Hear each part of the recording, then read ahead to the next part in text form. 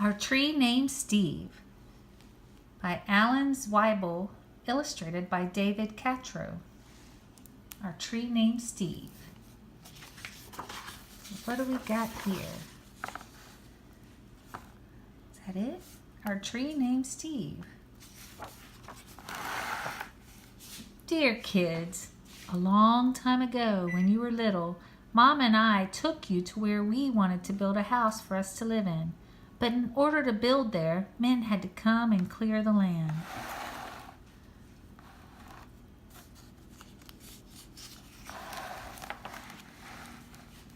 I remember there was one tree, however, that the three of you couldn't stop staring at.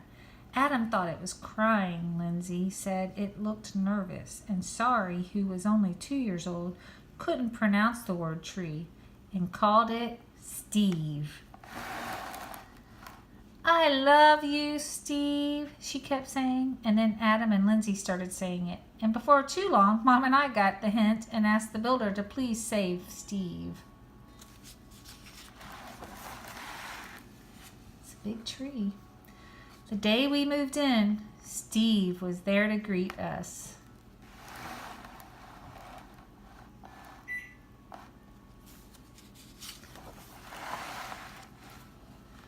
He quickly worked his way into our lives as a swing holder, target, third base, a hiding place, jump rope turner. Good old Steve. And whenever our dryer broke down,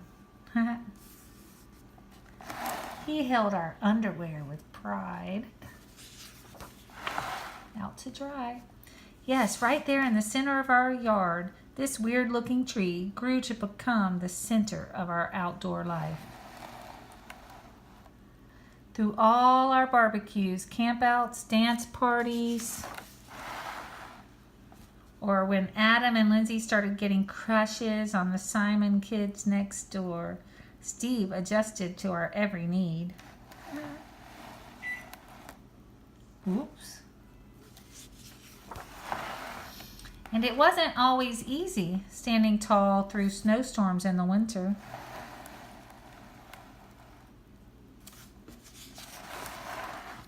Or when Uncle Chester napped in the hammock, couldn't possibly have been fun.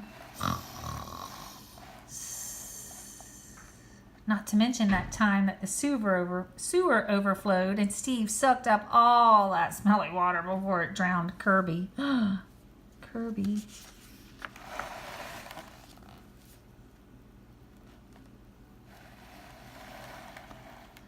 Then got so sick himself that the tree doctor had to give Steve a haircut that made him look like a big thumb.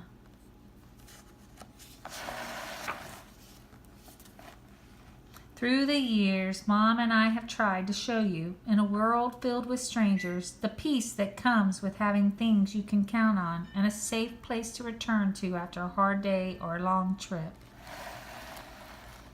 Which brings me to the point of this letter. Last week, a storm hit our area. And though we spared Steve's life a long time ago, this time we couldn't save him.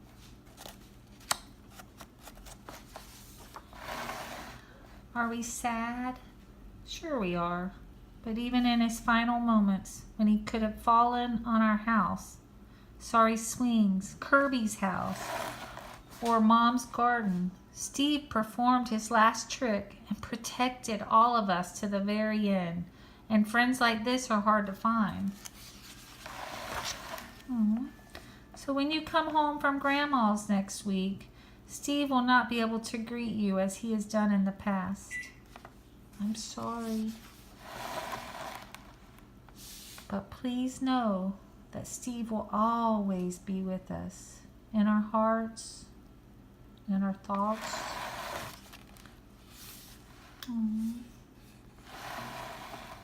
And in a different tree at the other end of our yard. See you next week. Love, Dad. The end. Thank you.